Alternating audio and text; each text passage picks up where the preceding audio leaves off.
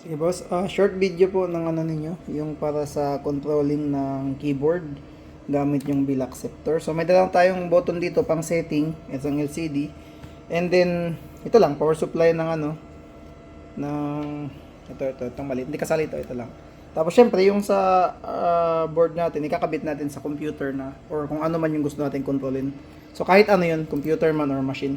So naglagay ako dito ng ano file, text file para makita natin. So first, paano mag-setting, no? So para mag-setting, kailangan i-off muna natin, tanggalin muna natin siya sa desktop. Tapos pagkakabit natin, i-press mo yung yellow. Then antayin mo mag-beep twice. Long beep. Pag makapress yung yellow kasi papasok sa setting. Yan. So entering setting siya. So first na isi-setting mo is price. Kung gusto mong magdagdag maximum 500, no? Pwede mong i-press yun. Mag-add siya ng 10 hanggang mabot ng 500. So sinet ko siya sa 100. Kung sakaling gusto mo i-max sa 200, okay lang para hindi ka masyadong mapagod mag-click. Kung sakaling, kasi pag i-click mo yan after ng 500, magiging 0 siya ulit. So sinet ko sa 500 sa 100 to 0 to 500 yung setting ko. So ikaw bahala kung gusto mo ipa-change sa akin 0 to 200 lang, okay naman. Ayan, enter natin. And then next, isi-set mo yung key. Pwede kang mag-set ng enter, pwede mong baguhin space or F12. Okay? Subukan natin space kasi na-try ko na sa video yung enter. So yan, space yung ilagay natin.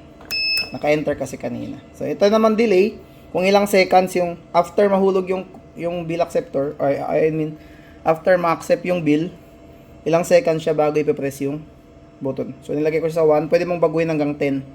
So nilagay ko lang siya 1. Para mag-increase ito lang. Tapos pag 10 na siya, pagka next nun, balik ta 0.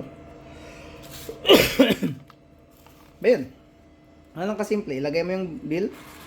Sa setting mo lang magagamit yung button. Yan. Tapos magiging, yan. Nakita mo na gano'n siya ng space. Then magiging 0 siya ulit. So, ganun. Pwede mong habaan yung delay. Let's say 5 seconds para after 5 seconds pa mag-enter. Susubukan natin. Ilagay ko dito sa may ano. Dito. So, ilagay ko dito yung pointer dito. Okay. So, any ano yan. Basta bali mag-press, parang mag-press siya ng space. Actually, kahit saan yan. Subukan natin dito sa may code ko, ha. Dito.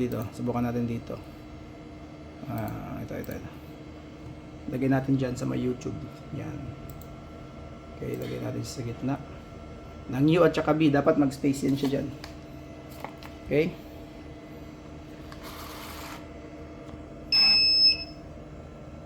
Yan, nakita mo. Tumakbo siyang pag ganun. So, yun. Thank you for watching.